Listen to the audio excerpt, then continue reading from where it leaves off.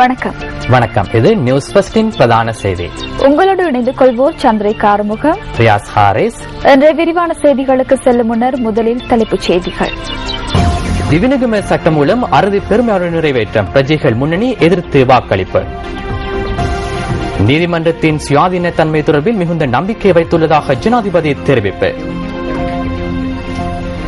பிரதம நீதியரசர் மீதான குற்றப்பிரேரணை தொடர்பிலான வாக்கெடுப்பில் எதிர்த்து வாக்களிப்பதற்கு ஐக்கிய தேசிய கட்சி தீர்மானம். கொலை அச்சுறுத்தல் தொடர்பில் மேன்முறையீட்டு நீதிமன்றத்தின் தலைமை நீதிபதி போலீஸ் நிலையத்தில் முறைப்பாடு.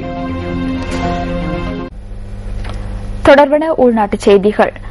திவிநகம சட்டம் மூலம் இன்று பாராளுமன்றத்தில் அறுதி பெரும்பான்மையுடன் நிறைவேற்றப்பட்டுள்ளது. திவிநகம சட்டம் மூலம் 107 மேலதிக வாக்குகளால் நிறைவேற்றப்பட்டுள்ளது. சட்டமூலத்துக்கு ஆதரவாக 160 வாக்குகளும் எதிராக 53 வாக்குகளும் அளிக்கப்பட்டுள்ளன. இதேவேளை 11 பேர் வாக்களிப்பில் கலந்து கொள்ளவில்லை.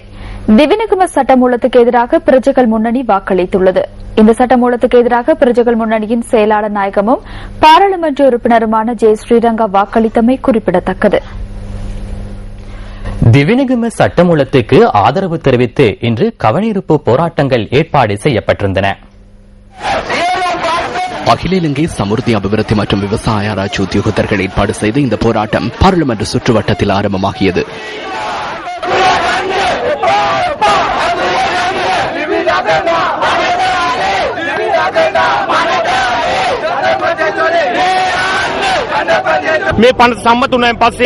இந்த சட்டமூலம் நிறைவேற்றப்பட்ட பின்னர் நமது நாட்டில் புதிய திட்டங்கள் திவிநகம ஊடாக முன்னெடுக்கப்படும். அதற்கான ஆதரவையும் சக்தியும் வழங்கும் மதிப்புக்குரிய ஜனாதிபதிக்கும் பசில் ராஜபக்ச உள்ளிட்ட பிரதிநிதிகளுக்கும் அரசாங்கத்தின் அனைத்து தரப்பினருக்கும் நமது கௌரவத்தையும் நன்றியையும் தெரிவித்துக் கொள்வதோடு அனைவரும் இந்த திட்டத்துடன் இணைந்து கொள்ள வேண்டும் என நாம் இந்த சந்தர்ப்பத்தில் கேட்டுக்கொள்கின்றோம்.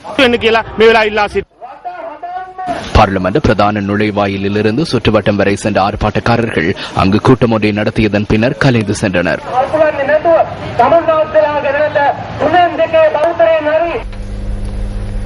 இன்றைய பத்திரிகைகளிலிருந்து நாம் தெரிவு செய்த கேலி சித்திரம் அடுத்து.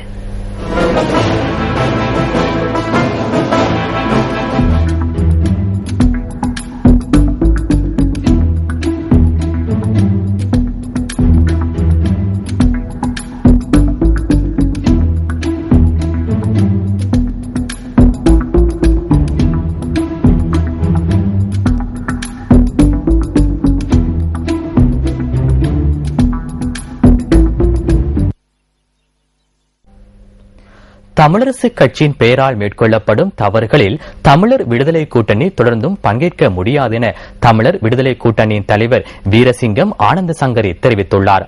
அண்மையில் நடைபெற்ற தமிழர் விடுதலை கூட்டணியின் பொதுச்சபை கூட்டத்தில் வி ஆனந்த சங்கரி ஆற்றிய உரை தொடர்பில் வெளியிடப்பட்டுள்ள அறிக்கையிலேயே இந்த விடயம் குறிப்பிடப்பட்டுள்ளது. தமிழ் மக்களின் இன்றைய நிலைமை முன்னொருபோதும் இல்லாதவாறு நாளுக்கு நாள் மோசமடைந்து வருவதாக தெரிவித்துள்ள ஆனந்த சங்கரி, தமிழ் தலைவர்களிடையே நிலவும் ஒற்றுமையின்மையும் சில தலைவர்களின் எதேச்சாதிகார போக்கும் சுயநல நோக்கமும் நிலைமையை மேலும் மோசமடைய செய்துள்ளதாகவும் குறிப்பிட்டுள்ளார். எத்தனையோ அவமானங்களை எதிர்நோக்கிய போதும் தமிழ் தேசிய கூட்டமைப்பிற்கு மாறாக செயற்படும் நோக்கம் தமிழர் விடுதலை கூட்டணிக்கு இல்லை எனவும் அவரது அறிக்கையில் தெரிவிக்கப்பட்டுள்ளது. கடந்த 2 ஆண்டுகளாக தமிழரசு கட்சி தலைவர்களை பல்லக்கில் வைத்து சுமப்பவர்களாக இன்று வரை தமிழர் விடுதலை கூட்டணி செயற்பட்டு வருவதாகவும் அதில் குறிப்பிடப்பட்டுள்ளது. 1983 ஆண்டு பாராளுமன்றத்தின் கால எல்லை நீடிக்கப்பட்ட போது தன்னுடன் சம்பந்தன் உள்ளிட்ட தமிழர் விடுதலை கூட்டணியின் 18 பாராளுமன்ற உறுப்பினர்கள் தமது பதவிகளை துறந்ததாக தெரிவித்துள்ள வி ஆனந்த சங்கரி, இந்த பாரம்பரியத்தை ஏன் என்று சம்பந்தன் கடைபிடிக்கவில்லை எனவும் அந்த அறிக்கையில் கேள்வி எழுப்பியுள்ளார். அப்பாவி மக்களை தமிழர் விடுதலை புலிகள் மனித கேடயங்களாக பயன்படுத்தக்கூடாது எனவும் அவர்களை விடுவிக்கும்படியும் சர்வதேசம் வேண்டி நின்ற வேளையில் அந்த மக்களை பிரதிநிதித்துவ நடைமுறைப்படுத்துபவர்கள் அவர்கள் மீது அக்கறை காட்டாமல் மௌனம் சாதித்ததாகவும் அவரது அறிக்கையில் குறிப்பிடப்பட்டுள்ளது. கடந்த 6 ஆண்டு கால பகுதியில் வன்னியில் இடம்பெற்ற மரணங்கள், யுத்தத்துக்கு ஆட்சேர்த்தல், பிள்ளைகளை பறிகொடுத்த அப்பாவி மக்கள் மீது நடத்திய தாக்குதல்கள் ஆகிய அனைத்திற்கும் இவ்வாறானவர்களை பொறுப்பு கூற வேண்டும் எனவும் அதில் தெரிவிக்கப்பட்டுள்ளது. பலராலும் ஏற்றுக்கொள்ளக்கூடிய இந்திய அரசியல் முறைமை தொடர்பில் ஜனாதிபதி மஹிந்த ராஜபக்ச பிரதமராக இருந்த காலகட்டத்தில் தன்னால் முன்வைக்கப்பட்டதாக தெரிவித்துள்ள ஆனந்த சங்கரி அது தொடர்பில் ஜனாதிபதியுடன் பல சந்தர்ப்பங்களில் பேசியுள்ளமை குறித்தும் அந்த அறிக்கையில் சுட்டிக்காட்டப்பட்டுள்ளது. சம்பந்தன் மூலமாகவோ வேறெவரேனும் ஒருவர் மூலமாகவோ சிறுபான்மையினருக்கு ஏற்புடைய ஒரு தீர்வை காண்பதே பிரதானமானது எனவும் துரோகி என தனக்கு வழங்கப்பட்டுள்ள கௌரவ பட்டம் நீக்கப்பட்டு நிம்மதியாக இறக்க வேண்டும் என்பதே தனது அவா எனவும் வி ஆனந்த சங்கரி வெளியிட்டுள்ள அறிக்கையில் குறிப்பிடப்பட்டுள்ளது. தந்தை செல்வாவின் வரலாறு, அவரது சாதனைகள், அவரது காலத்தில் உழைத்த இளைஞர்கள் மற்றும் தலைவர்களின் புனிதமான வரலாறு இன்று முழுதாக அளிக்கப்பட்டு இருட்டடிப்பு செய்யப்பட்டுள்ளதாகவும் இது தொடர்பில் தமிழரசு கட்சி புதுக்கதை சொல்லி வருவதாகவும் அவரது அறிக்கையில் தெரிவிக்கப்பட்டுள்ளது. தமிழ் தேசிய கூட்டமைப்புடன் இணைந்து தமிழர் விடுதலை கூட்டணி செயற்பட தொடங்கி 2 ஆண்டுகள் கடந்துள்ள போதிலும் இன்று வரை நடந்தேறிய பல பேச்சுவார்த்தைகளில் ஒன்றிலேனும் தமது ஆலோசனையை தமிழ் தேசிய கூட்டமைப்பு பெற தவறியுள்ளது எனவும் அந்த அறிக்கையில் சுட்டிக்காட்டப்பட்டுள்ளது. இவ்வாறான நிலையிலும் இதய சுத்தியுடன் உண்மையை பேசி உழைப்பதற்கான முழு ஒற்றுமையை தமிழ் தேசிய கூட்டமைப்பிற்கு தொடர்ந்தும் வழங்க தமிழர் விடுதலை கூட்டணி தயாராக உள்ளது எனவும் அந்த அறிக்கையில் குறிப்பிடப்பட்டுள்ளது. பெரும்பான்மை மக்களை முறைப்படி உரிய உத்தரவாதங்களுடன் அணுகி அவர்களுக்கு ஏதும் ஐயம் இருப்பின் அதனை பூக்கக்கூடியதும் அவர்கள் ஏற்கக்கூடியதுமான இந்திய அரசியலமைப்பை ஏற்க வைக்கும் நடவடிக்கைக்கு உதவுமாறு சம்பந்தனுக்கு ஆலோசனை கூறுவதாகவும் ஆனந்த சங்கரி வெளியிட்டுள்ள அறிக்கையில் தெரிவிக்கப்பட்டுள்ளது. இதேவேளை தமிழ் மக்களுக்கு முறையான தலைமையை வழங்க வேண்டிய கடமை தொடர்பில் தமிழ் தேசிய கூட்டமைப்பின் தலைவர் இரா சம்பந்தனுக்கு 2011 ஆண்டு வி ஆனந்த சங்கரி அனுப்பிய கடிதத்தையும் தமிழர் விடுதலை கூட்டணியின் பொதுச்சபை கூட்டத்தில் அவர் வாசித்ததாக அந்த அறிக்கையில் குறிப்பிடப்பட்டுள்ளது.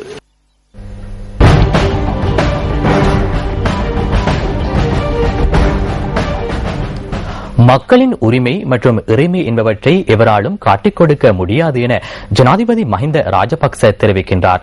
அலரி மாளிகையில் இன்று நடைபெற்ற சுவர்ண புரவர விருது வழங்கல் மற்றும் உள்ளூராட்சி மன்ற மாநாட்டில் கலந்து கொண்டு உரையாற்றும் போதே ஜனாதிபதி இதனை குறிப்பிட்டுள்ளார். மக்கள் பிரதிநிதிகள் மக்களுக்கு சேவையாற்றுவதற்காக இருப்பதாக ஜனாதிபதி இதன்போது சுட்டிக்காட்டியுள்ளதாக ஜனாதிபதி ஊடக பிரிவு விடுத்துள்ள அறிக்கையில் குறிப்பிடப்பட்டுள்ளது. தான் ஒரு சட்டத்தரணி என்ற வகையில் நீதிமன்றத்தின் சுயாதீனத்தன்மை தொடர்பில் மிகுந்த நம்பிக்கை வைத்துள்ளதாக ஜனாதிபதி சுட்டிக்காட்டியுள்ளார். நீதிமன்றம் சுயாதீன தன்மையுடன் செயற்பட வேண்டும் எனவும் அதன் கௌரவத்தை பாதுகாக்கும் வகையில் செயற்பாடுகள் இடம்பெற வேண்டும் என்றும் ஜனாதிபதி கூறியுள்ளார்.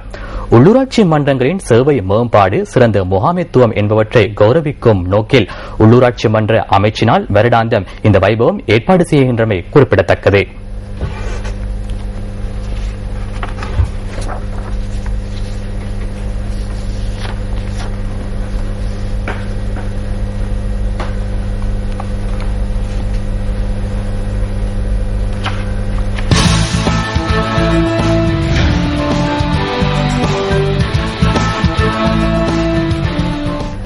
பிரதம நீதியரசர் மீதான குற்றப்பிரேரணை தொடர்பான வாக்கெடுப்பில் எதிர்த்து வாக்களிப்பதற்கு ஐக்கிய தேசிய கட்சியின் பாராளுமன்ற குழு தீர்மானித்துள்ளதாக கட்சியின் பொதுச் செயலாளர் திசாத்த நாயக்க குறிப்பிடுகின்றார். අගවිනිසුරු ශ්‍රාණි බණ්ඩාරනායක මහත්මියට එරෙහිව குற்றப்பிரேரணை விசாரித்து பாராளுமன்ற விசேட தெரிவு குழு தொடர்பில் மேற்கொள்ளப்பட வேண்டிய தீர்மானங்கள் குறித்தும் கட்சியின் பாராளுமன்ற குழு கலந்துரையாடியது. குறிப்பாக பாராளுமன்ற விசேட தெரிவு குழு அரசியலமைப்பிற்கு எதிரானது என்றும் சட்டத்துக்கு முரணானது எனவும் உயர்நீதிமன்றம் ஏற்கனவே பொருட்கூடலை வழங்கியுள்ளது. இதற்குமே தெரிவுக்குழுவின் அறிக்கையை பாராளுமன்றத்தில் சமர்ப்பிக்கப்பட முடியாத போதிலும் அரசாங்கம் அதனை சமர்ப்பிக்க நடவடிக்கை எடுத்து வருவதாக அறிய கிடைத்துள்ளது. எனவே இது தொடர்பில் நாட்டிற்கும் உலக நாடுகளுக்கும் தெளிவுபடுத்த வேண்டிய பொறுப்பு ஐக்கிய தேசிய கட்சிக்கு இருக்கிறது.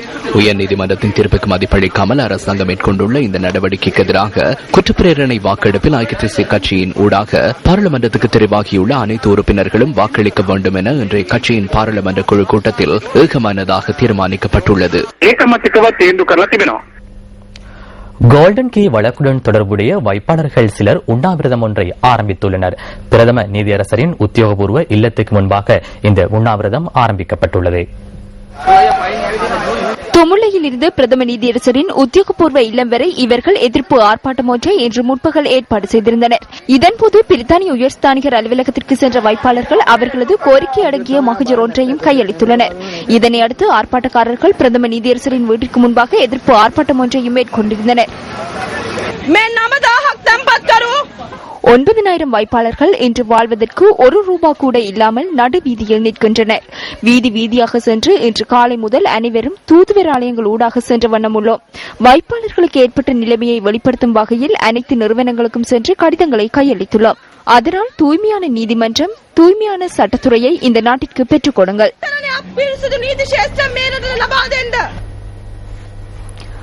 பிரதம நீதியரசர் மீதான குற்றப் பிரேரணையை எதிர்வரும் 10ஆம் 11ஆம் திகதிகளில் விவாதத்துக்கு எடுத்துக் கொள்வது குறித்து நேற்று நடைபெற்ற கட்சித் தலைவர்கள் கூட்டத்தின் போது மேற்கொள்ளப்பட்ட தீர்மானத்துக்கு எதிர்ப்பு தெரிவித்து சபாநாயகருக்கு கடிதம் ஒன்று அனுப்பப்பட்டுள்ளது.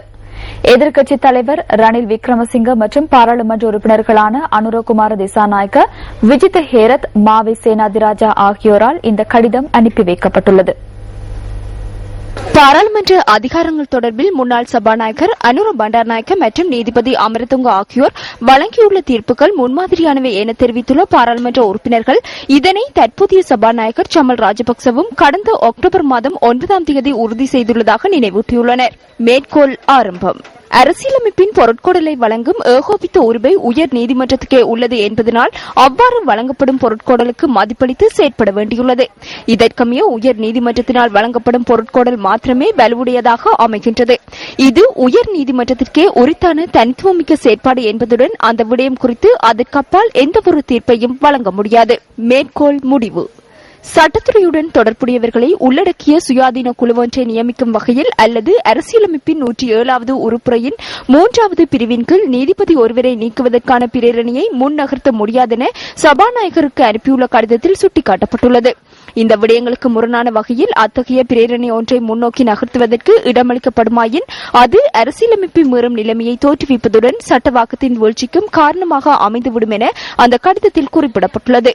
தோன்றியுள்ள அரசியலமைப்பு ரீதியான நெருக்கடி குறித்து கலந்துரையாடுவதற்காக கட்சித் தலைவர்கள் சந்திப்பொன்றை ஏற்பாடு செய்யுமாறும் அந்த கடிதத்தில் எதிர்க்கட்சி பாராளுமன்ற உறுப்பினர்கள் கோரிக்கை விடுத்துள்ளனர். பிரதம நீதியரசர் கலாநிதி ஷிராணி பண்டாரநாயக்க தொடர்பிலான வழக்கு விசாரணையில் பங்கேற்றால் தன்னை கொலை செய்வதாக தொலைபேசியின் மூலம் அச்சுறுத்தல் விடுக்கப்பட்டுள்ளதாக மென்முறையீட்டு நீதிமன்றத்தின் தலைமை நீதிபதி எஸ் ஸ்ரீஸ்கந்தராஜா பம்பலப்பிட்டி போலீஸ் நிலையத்தில் முறைப்பாடு செய்துள்ளார். இந்த முறைப்பாடு தொடர்பில் விரைவில் விசாரணைகளை மேற்கொள்ளுமாறு கொழும்பு மேலதிக நீதவான் டிகிரி ஜெயதிலக போலீசாருக்கு உத்தரவு பிறப்பித்துள்ளார். ஷிராணி பண்டாரநாயக்க தொடர்பிலான மனுவின் தீர்ப்பு வழங்கப்பட்ட நாளுக்கு முன்னைய தினம் இவ்வாறு தொலைபேசி மூலம் அச்சுறுத்தல் விடுக்கப்பட்டுள்ளதாகவும் இந்த தொலைபேசி அழைப்பிற்கு தனது 2 புதல்வர்களுமே பதிலளித்ததாகவும் தலைமை நீதிபதியின் முறைப்பாட்டில் குறிப்பிடப்பட்டுள்ளது. 2 தடவைகள் இவ்வாறு தொலைபேசி அழைப்புகள் கிடைத்துள்ளதுடன் முதல் தடவை சஞ்சீவ என ஒருவர் அடையாளப்படுத்திக் கொண்டதாகவும் 2வது தடவை பெரேரா என அடையாளப்படுத்திக் கொண்டதாகவும் பம்பலப்பிட்டி போலீசில் செய்யப்பட்டுள்ள முறைப்பாட்டில் குறிப்பிடப்பட்டுள்ளது. இந்த விடயம் தொடர்பில் பம்பலப்பிட்டி போலீசார் நீதவான் நீதிமன்றத்திற்கு தகவல்களை சமர்ப்பித்துள்ளனர். தொலைபேசி அழைப்புகள் தொடர்பில் குறித்த தொலைபேசி நிறுவனங்களின் உதவியுடன் விசாரணைகளை ஆரம்பிக்குமாறும் நீதவான் உத்தரவிட்டுள்ளார். இதேவேளை தனக்கும் இவ்வாறான அனாமதேய தொலைபேசி அழைப்பு கிடைத்ததாக பிரதம நீதியரசர் தொடர்பிலான வழக்கு விசாரணையில் ஈடுபட்டுள்ள மற்றொரு நீதிபதியான அனில் குணரத்ன பொருள போலீஸ் நிலையத்தில் முறைப்பாடு செய்துள்ளார். தொலைபேசி அழைப்புக்கு பதிலளிக்கும் போது ஷிராணி பண்டாரநாயக்க என குறிப்பிடப்பட்டதுடன் தான் தொலைபேசி அழைப்பை துண்டித்ததாகவும் நீதவானின் முறைப்பாட்டில் குறிப்பிடப்பட்டுள்ளது. சம்பவம் தொடர்பில் பொருள போலீசார் கொழும்பு மேலதிக நீதவான் பிரகாசா ரணசிங்கவிடம் தகவல்களை சமர்ப்பித்துள்ளனர். இது சம்பவம் தொடர்பிலும் குறித்த தொலைபேசி நிறுவனத்தினூடாக விசாரணைகளை மேற்கொள்வதற்கும் நீதிமன்றம் அனுமதி வழங்கியுள்ளது. உயர்நீதிமன்றத்தின் தீர்மானத்துக்கு மதிப்பளிக்குமாறு இலங்கை நீதிமன்ற சேவைகள் சங்கம் அனைத்து தரப்பிடமும் கேட்டுக் கொண்டுள்ளது. நீதிமன்றத்துக்கு மதிப்பளிக்கப்படும் போதே இலங்கை சட்டமற்ற நாடாக மாறுவதை தடுக்க முடியும் என அந்த சங்கம் சுட்டிக்காட்டியுள்ளது.